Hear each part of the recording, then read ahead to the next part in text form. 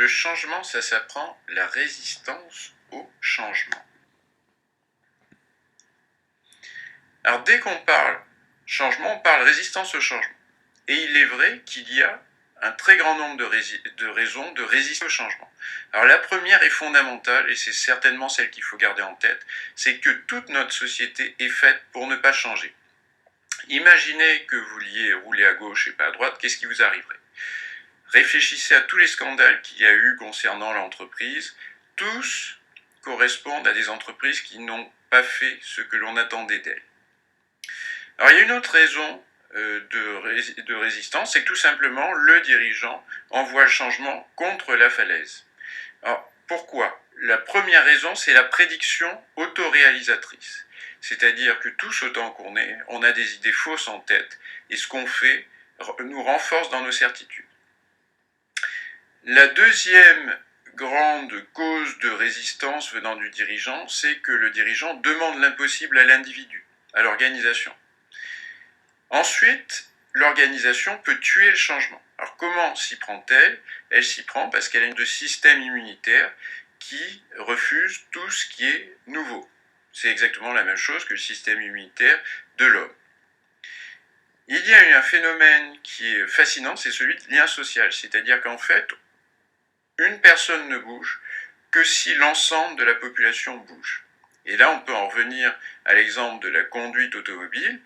Pour passer un pays de gauche à droite ou de droite à gauche, il faut que tous les automobilistes bougent. Idem, par exemple, pour le changement lié à l'euro.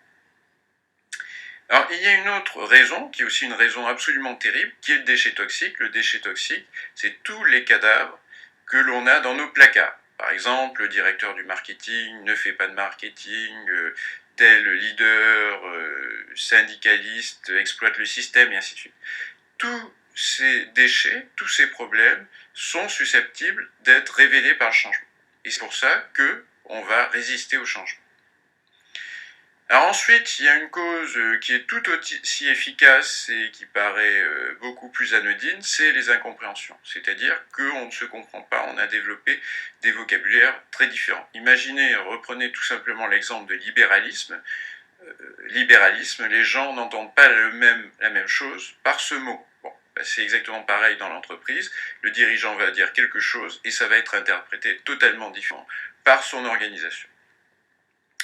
Alors ensuite, il y a une tactique dans le changement, c'est que tout simplement l'organisation teste le dirigeant, c'est-à-dire qu'elle dit non pour voir s'il est vraiment décidé. Et si effectivement il n'est pas décidé, elle a eu raison de le tester. Et finalement, l'organisation ne sait pas faire. C'est quelque chose qu'on oublie, c'est que l'organisation en fait est faite pour faire toujours la même chose, et le changement lui demande de faire quelque chose qu'elle ne sait pas faire. C'est ce qu'Edgar Schein a appelé l'anxiété d'apprentissage. Bon, donc vous allez me dire, le changement, c'est impossible. En fait, c'est faux. Ce qui résiste et ce qui motive.